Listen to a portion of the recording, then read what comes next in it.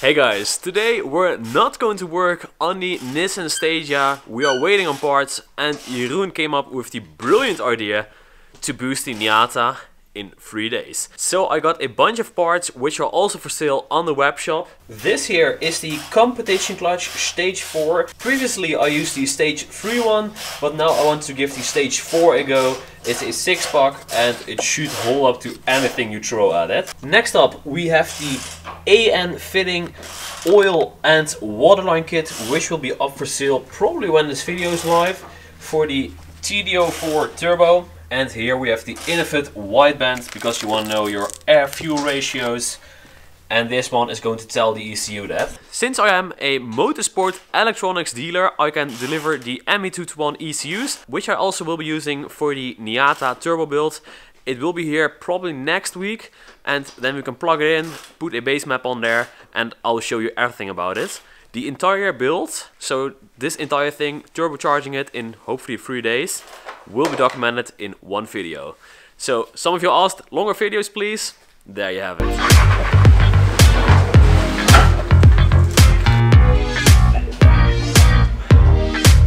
Now let's remove the gearbox. First we're going to loosen the bolts on top, and then we're going to do the other ones all around. Get the gearbox off, new flywheel there, new clutch, and should handle a lot of horsepower.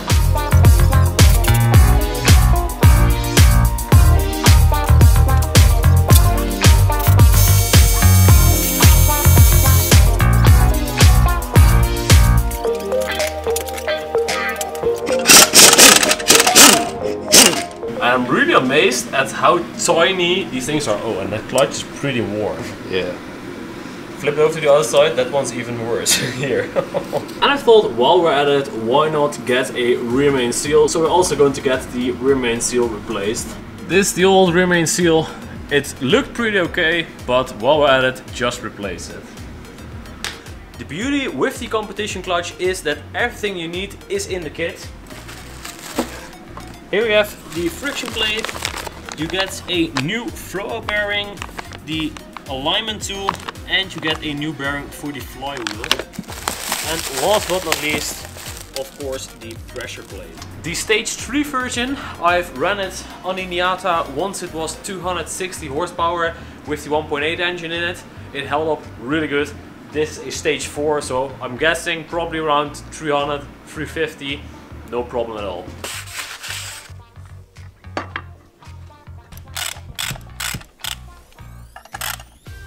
The clutch is in, and now we can focus on the top side of the car.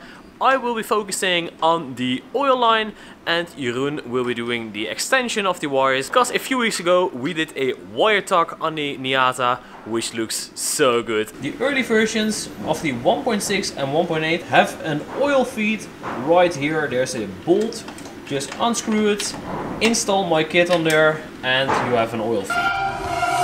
I'm positive you kept me down. I'm positive, so I kept you around. I made my mistakes and I fell for your games. Now I'm going insane trying to keep you away. I'm positive. This entire kit, with also the return in AN style, is now live on the lucocarmods.com webshop. The waterlines will be a bit longer, that way you can cut them to length yourself and you can choose how you want to route them. Jeroen just finished extending these wire for the TPS. Now we're going to install some 450cc injectors. These are ones a friend of mine sent me because I haven't got the Deechworks in stock, which I normally will be selling. 450cc injectors are good for around 250 to 280 horsepower. And you can even push it to 300, but then you're running at around 100% duty cycle of these injectors, and that's something you really don't want. Since my exhaust pipe package got lost, I'm now using my leftover pieces of steel, so no stainless. And to save some time, we're going to make an up pipe through the hood, and I'm using pie cuts. Why? Since I don't got a 90-degree band.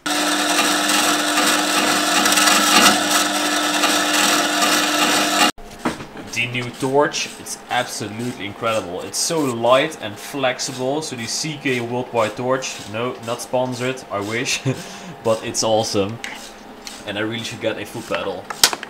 I quickly made a 3-piece 90-degree. Normally you want to use more bands, but like I said, it's only for the drift event. We just got some food, the up pipe is almost done, and as you can see, this thing looks bloody brilliant. We're now going to quickly take off the turbo, but I so much love how this looks. It's just awesome. But we're going to quickly take it off, because the coil pack is now installed, and we should be able to fire up the engine. So we're going to leave the manifold on, but the turbo off.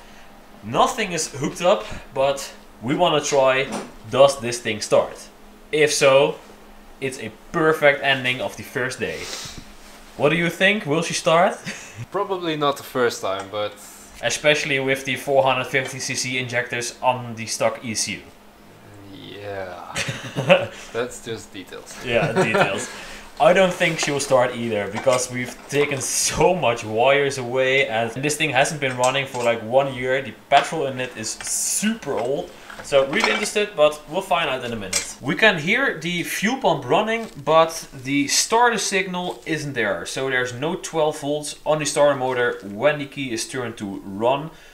So yeah, we're going to leave it for today and we're going to do some homework and try to figure out what could be the problem. So tomorrow we can try all those things out and then yeah, hopefully have it running.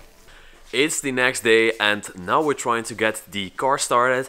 What we're going to do, we're going to hook a wire up to the starter solenoid and give that thing straight 12 volt from the battery to see if the car will start. Yep.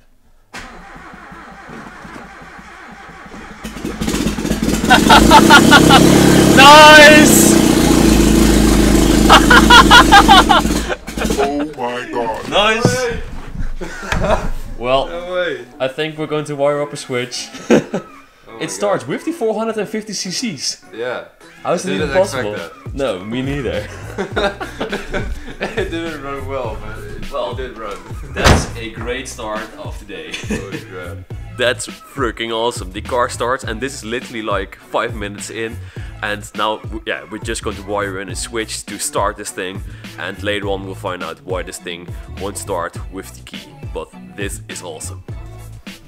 We're currently working on a to-do list. It's getting shorter but also longer.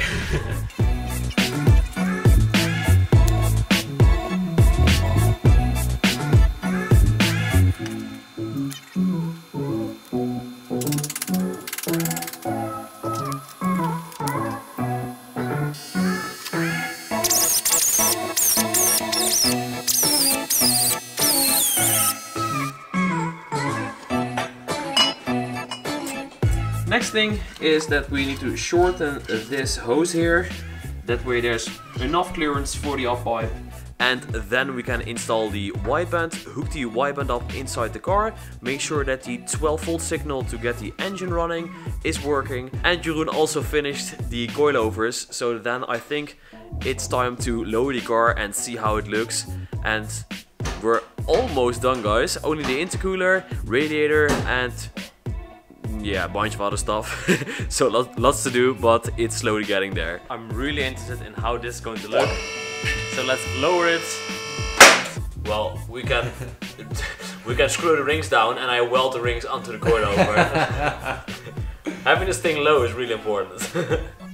It doesn't look pretty, but I think when we're now going to work on getting this thing low, it's consuming way too much time. We're going to leave it like this. Not super happy with it, but it's okay. We got coilovers on there. While Jeroen is working on getting the fan wired up, I'm going to wire the Infinite wideband in the car. The wideband sensor is already in the up pipe.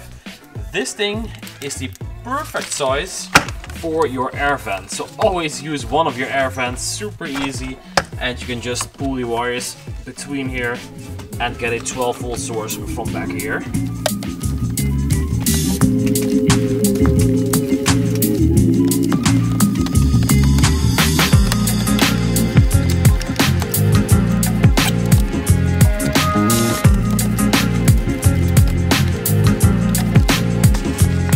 I was just reading the manual, and something really cool, which I believe the AM doesn't have, is the white wire on this thing is an automatic dim function. The yellow wire here is the signal wire for the ECU. HDR, that's correct. And it should say that for like 30 seconds to 60 seconds it will preheat the sensor, and once that's done it will switch to calibrate. Exactly, wow, that's pretty quick. Oh, that's really quick.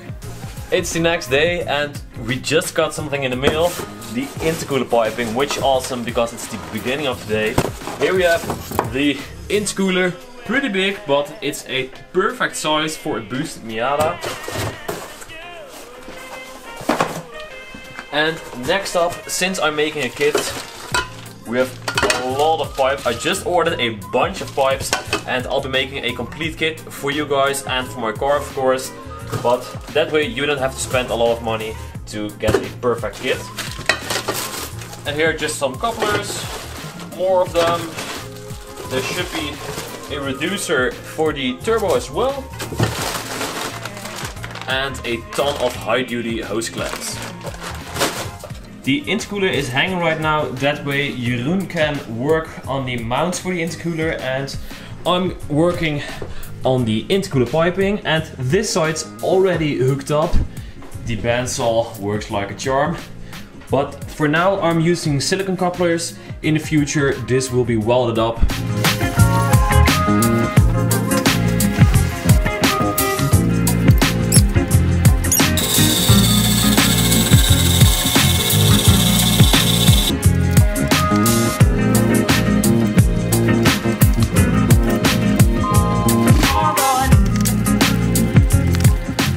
Jeroen just fabricated the brackets for the intercooler. Just some 90-degree bends on existing holes on the chassis. What more could you wish for? Next time I'll be ordering a 90-degree silicone band. Now I needed to weld up some aluminum tubing.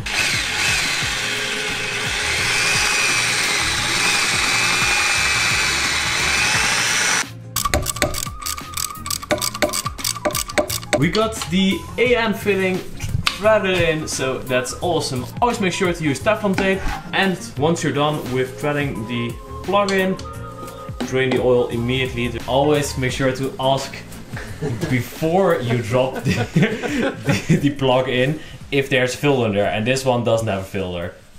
Nice. Yeah. But thankfully we got another engine, so we're gonna take that plug. But this one's probably somewhere there and we're not going to get it out.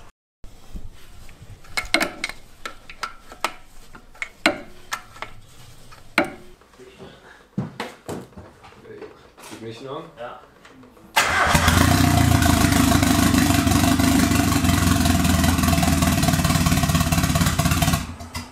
Today is Friday, the last day before the drift event, and thankfully all the parts came in. The MV221 is in, and next time I will just be putting those in stock since I am my dealer. Get a base map for boost on there and then try to fire the car up. I just uploaded a turbo base map which is available on the website of Multiple Electronics. Now let's see for the injectors. Injector size is 550. Okay. Yes, boy! She runs!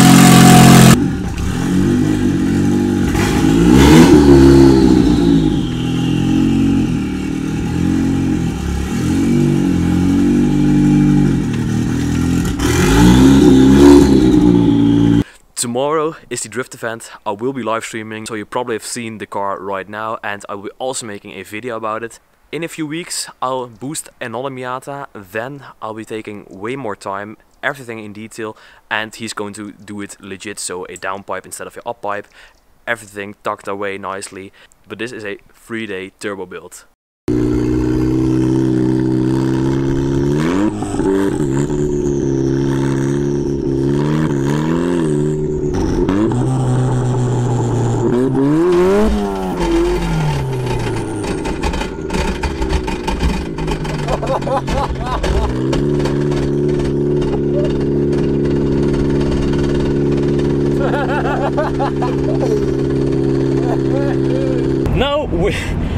as you've just witnessed, the car isn't working anymore. It's probably the drive shaft, since the drive shaft is too short and it's smacking against the PPF, or the other thing could be that the differential is already wrecked, since it's a 1.6 differential with a turbo.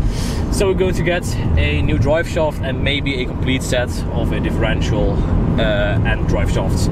So 30 minutes of driving, probably going to do it a bit faster and then work on the Miata. So we've got the differential. Now we're just setting up our workplace. Miata's already up in the air. She's already up in the air. Just got some tires underneath it. So now let's get ready to swap out both the differential as well as the drive shaft. And hopefully that fixes the problem. Hij doet het weer!